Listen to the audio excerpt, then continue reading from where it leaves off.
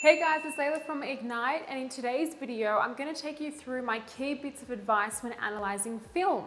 But before we get into that, please do like and subscribe to our channel and click the bell for notifications. And if you're looking for resources to help you navigate your way through the year ahead as a HSC student, check out our website at Ignite HSC. But for now, let's get into today's video.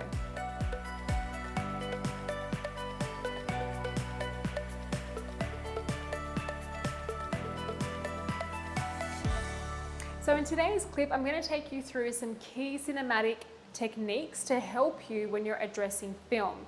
Now, I understand film can be quite difficult for students to analyse because we don't spend a lot of time in the junior years unpacking, deconstructing filmic texts themselves. So I've given in this clip, I think 4 or 5 bits of advice, key techniques for you to call upon, and I've got some examples from well-known films to help locate these techniques when you are looking at a screenshot from a film or a still image from any cinematic piece. So let's get into it. My 5 techniques that I will go through are mise-en-scène, angle, diegetic versus extra-diegetic sound, and the use of leitmotifs, symbolism, and lighting. So we'll go through those 5, and we'll start off now with mise-en-scène. So mise-en-scène refers to the placement and organisation of everything within the frame. So this can incorporate the use of props, the stage design, or the set design rather, the clothing of the characters, where certain points are placed within the frame, so what's in the foreground, what is in the background, all of the elements that really tie together the shot. So that's the mise-en-scène. So in this example from Hugo, you can see here the dressing of the characters is indicative of the time in which the film is placed. It's the early 1920s. Notice the setting of the library being clearly conveyed. Also notice how the colouring has been exaggerated within the mise-en-scène to give it almost a cartoon-like feel, an animated feel as well. Notice the use of lighting here, which is central to the frame. It's drawing our eyes to the salient point that is connecting the young children here to the man who is placed on the left. And also notice the positioning, right? The children are manipulated in the frame to look quite small compared to the overbearing presence of the gentleman on the left, and this indicates his authority. So notice here the setting, the dressing, the lighting, the props, and the composition of the frame, all of that is part of mise-en-scène. So that's our first go-to whenever you're looking at film. Our second one is the use of angle, and this is a shot from Requiem for a Dream. In this particular sequence of the film, our central protagonist, or one of the protagonists here, she's in a panic state, and they use a handheld camera from below her face, kind of tracing her expression as she's navigating her way through the next sequence. Now the angle here is quite provocative because we see the distortion of her face, we see how she's quite sweaty and she's very distressed in the sequence, and it is the angle looking upwards and the relatively close range angle as well that dramatizes her facial features and her emotions in this particular sequence. So think about, what angle is the camera using? Is it looking upwards? Does that have the effect of rendering that particular character as superior? Are we looking downwards? Is that dramatizing the inferiority of that other character? Is the angle a point of view shot? Is it being taken from the perspective of a character, thereby enabling us to empathize with their particular perspective? Is it a long shot? Is it establishing a setting? Is it an extreme close range shot to give us insight to the raw emotions of that character? So think about, from what angle are we accessing the frame, and how is that going to dictate our process of engaging with what that particular sequence is representing? Okay, so mise-en-scène and angle is our second one. The use of extra-diegetic or diegetic sounds. So diegetic sounds are sounds coming from within the frame. So to be meta, in a way, this particular shot right now, within this shot, my voice is diegetic. It's coming from within the frame.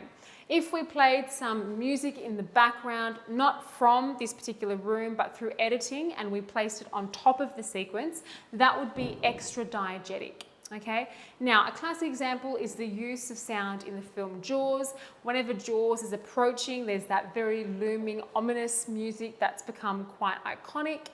That is not only an extra-diegetic sound, but it is also a leitmotif. So when you have a sound that is recurring throughout a particular film and it signifies something that may happen, or it's related to a particular character, or it might be an ominous motif, it might signal that something bad is going to happen, you can refer to that as a leitmotif. So we started broad with Mikonsen, establishing the frame, then we thought about what angles are being used, and now we're considering the sounds. Okay, so I'm trying to dissect all the key elements of filmic analysis there. Moving on to the next point, the fourth one, symbolism. Now, symbolism is when we're considering whether there are symbolic values we can attribute to either the setting, parts of the setting, clothing of characters. Any of these sorts of things can be attributed some sort of symbolic value. In this very famous sequence from the film Eternal Sunshine of the Spotless Mind, the two lovers, after their very tumultuous relationship, are placed on a beach. Now, a beach carries symbolic value because it represents hope, renewal, rebirth, being cleaned, purity. It's natural, and it's as though these lovers, in being depicted in this framework, the partnership isn't there. We've only got one of the lovers depicted, but nevertheless, the setting itself carries symbolic values and indeed contributes to our understanding of how the characters are feeling. An addendum, if you will, to symbolism in relation to setting would be the technique of objective correlative, and that is where the external setting or the environment can symbolize or indeed reflect what the characters are feeling internally. So for example, if we're watching a scene in a film where a character is crying, they're very emotional, but they're also in the shower and water is running over their face, that aspect of the setting is symbolic because it reflects the emotions of the character, and you could also label that as objective correlative. So that's our fourth technique there. The symbolism, think about, is the symbolism in the setting? Is it an object? How can we construe that particular relationship?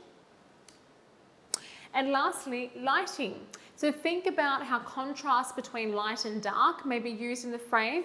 In this particular image from Fritz Lang's Metropolis, we can see the Moloch, the light coming from his mouth, which is rendering salient all of the workers that are coming outside of him. Now, in regards to this particular image, you can see there is specific contrast between light and dark, and that's also termed chiaroscuro. Chiaroscuro is the contrast between light and dark in particular.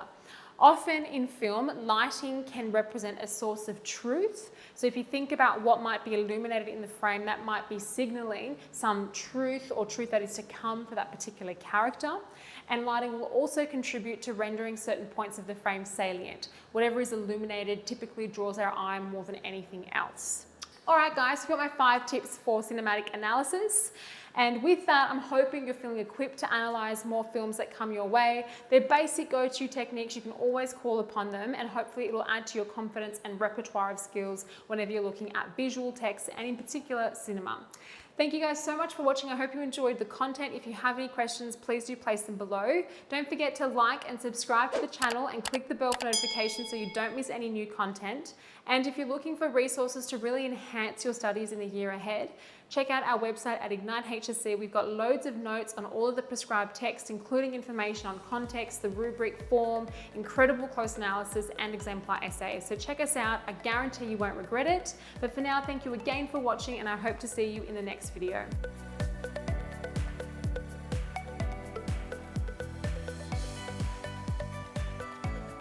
Hey guys, thank you so much for watching. If you do like the content, subscribe to our channel and we'll have more videos coming your way. That's right, guys. Thanks for watching. And please make sure you check out our online resource database. We've had a team of state rank achievers and heads of English put these together for you, covering everything from essay structures and examples all the way through to craft of writing and comprehension skills. So check them out at ignitehse.com.au, and we look forward to seeing you in the next video.